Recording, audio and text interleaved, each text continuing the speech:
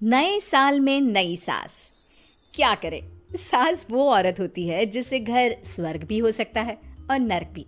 लेकिन क्या हो जब कोई कुंती जैसी सास घर को सिर्फ नर्क नहीं, घर वालों को परेशान करके घर में रहना ही दुर्भर करवा दे। देख बहू, ये घर में तेरी सास ने सबके नाक में दम कर रखा है, तो तू भी बचकर रहना। है तो मेरी पत्नी ही, लेकिन गुस्से और गालियों में ये किसी से कम नहीं है। क्या बोल रहे हो? हैं? इसे क्या बता रहे हो? इसके माँ बाप ने मोहल्ले में मेरी इंक्वायरी कर ली थी। अरे मैं तो हैरान हूँ, जिस घर में कोई बेटी देना नहीं चाहता था वहाँ इसके बाप ने तो दहेज भी दे दिया। अब पता चलेगा कैसा होता है सास के साथ रहना। वो तो आपकी बेटी को देख कर दिया है माँ जी। इतनी अच्छी कंपनी, इतना अच्छा पैकेज, ऊपर से दिखने में भी हीरो। लेकिन बहू क्या फ़ायदा, ऐसी सास जो तुझे किसी तरह खुशी ना रहने दे। वैसे तेरे पापा शाम को ही आ रहे हैं, खुद ही पूछ लूँगा। हमारा जीवन तो नर्क है ही, क्यों अपनी बेटी का नर्क करने में लगे हैं। शाम को बहू के पिता आते हैं। कुछ लेकर भी आए हैं या खाली हाथ ही बेटी के घर आ गए? जी ये मिठाई का डिब्बा लाया हूँ। बस मिठाई? ये जिस सोफे पर आप बैठी है ना, मैंने ही दिया है, वरना जिस दिन बेटे को देखने आया था चटाई बिछी थी, याद है ना? ओए होए, ये मुंह और मसूर की दाल। मेरा घर खाली इसलिए नहीं था कि मैं कुछ ले नहीं सकती थी। वो तो मैं तुम जैसे बकरों के लिए रुकी थी जो दहेज में घर भरे, नहीं तो क्या मैंने धर्मशाला खोली है।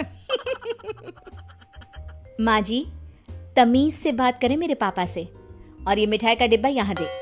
बहू सास के हाथ से मिठाई छीन लेती है। ओए यहाँ दे मिठाई। ऐसा तो है नहीं कि आप मिठाई खरीद नहीं सकती, लेकिन बस यही है ना कि किसी बकरे के इंतजार में थी। ये लीजिए पापा, ये मिठाई आप वापस ले जाइए। सास बहू के पिता के हाथ से मिठाई ले लेती है। अरे मैं तो मजाक कर रही थी, आप भी ना। देखिए माँ जी, आप जानना चाहती थी ना कि मेरे पापा ने मेरी शादी इस घर में क्यों की? क्योंकि वो जानते थे कि मैं यहाँ का माहौल बड़ी ही आसानी से हैंडल कर सकती हूँ। बहू की चालाकी देखकर ससुर को भी हंसी आ जाती है। वो जैसे ही हंसते हैं, सास उनकी चेयर खींचकर उन्हें गिरा देती है। हिम्मत कैसे हुई तुम्हारी है ये सब करने की? हंसे कैसे तुम? ये बताओ। अब आज से 2 दिन तुम्हें ना खाना मिलेगा ना चाय, समझे? अरे नहीं नहीं, ऐसा मत करो। मैं बीपी का मरीज हूँ, मुझे तो डॉक्टर ने कहा है कि जिंदा रहना है तो थोड़ी देर में कुछ कुछ खाना ही होगा। तभी बहू हाथ में 2 चाय और पकोड़े की प्लेट लेकर आ जाती है। ये लीजिए पिताजी, पापा आप भी लीजिए। बहू सास को कुछ नहीं देती और सिर्फ ससुर और पिता को चाय नाश्ता करा देती है। बहू, आज तक इस घर में किसी की हिम्मत नहीं हुई मेरा अनादर करने की, लेकिन तूने सबके सामने मेरी बेइज्जती कर दी। तू अब इस घर में नहीं रह सकती।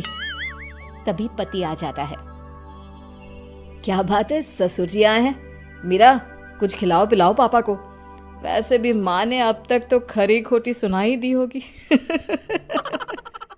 हाँ हाँ, तेरी कमी थी, तू भी बोल ले। देख लो, मैं सबको निकाल दूंगी घर से। वैसे भी प्रॉपर्टी मेरे नाम की है।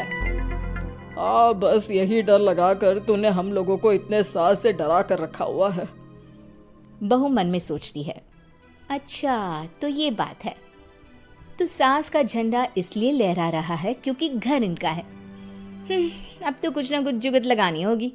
अगले रोज, अरे पिताजी ये देखिए, ये विदेश से एक आदमी अपनी बेटी को लेकर आ रहा है।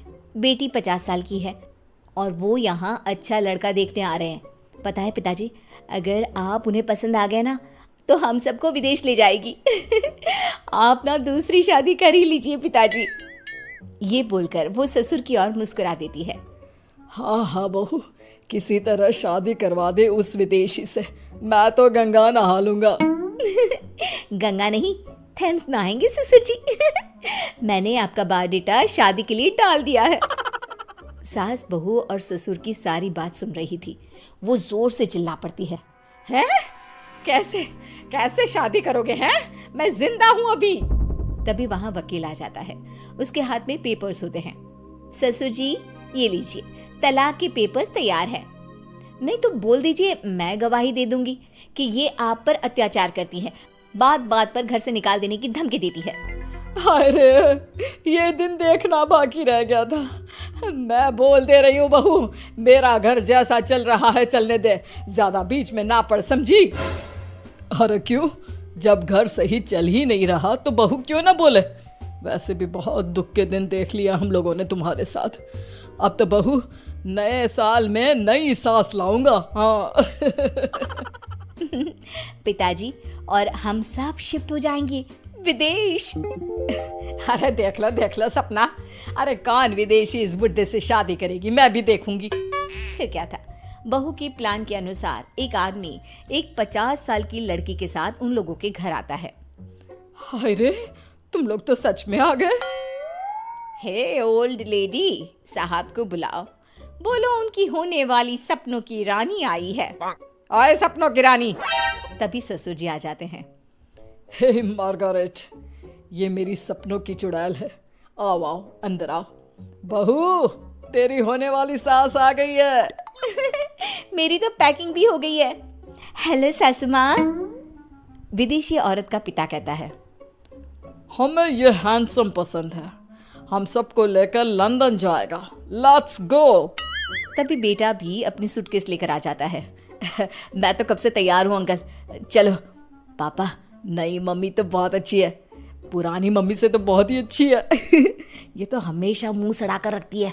इन्हें देखो कैसे हंसता हुआ चेहरा है इनका। हाँ बेटा, मेरी तो बुढ़ापे में लॉटरी लग गई।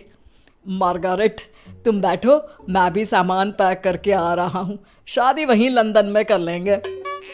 सास पति को देख रही होती है कि ये क्या हो गया। हाँ, और नया साल भी वहीं विदेश में मनाएंगे। सास को देखकर ससुर कहता है। ए सफेद बाल वाली बुढ़िया, हट। ये क्या बोल रहे हो? मैं तुम्हारी बीवी हूँ नहीं थी। प्लीज कोई ड्रामा मत करो, खुशी खुशी विदा करो। वैसे भी हमेशा निकाल देने का ताना तो देती रहती थी, अब जा रहे हैं तो क्या प्रॉब्लम है? और नहीं तो क्या, न शांति से घर में रहता था ना ही ऑफिस में। अब कम से कम नई मम्मी के घर शांति से तो रहूंगा। क्यों मम्मी? Yes my son.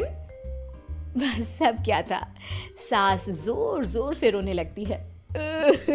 नहीं, मैं तुम लोगों से माफी मांगती हूँ, मैं तुम लोगों को कहीं जाने नहीं दूंगी, मुझे माफ कर दो। फिर सास मार्गारेट को घर से भगा देती है। मैं आज के बाद कभी किसी से गलत व्यवहार नहीं करूंगी, और ये लो, घर के पेपर भी तुम लोगों के नाम करती हूँ। मुझे सिर्फ मेरा परिवार चाहिए। बहू ससुर की ओर देखकर मुस्कुरा देती है, जैसे कह रही हो कि प्लान सक्सेसफुल।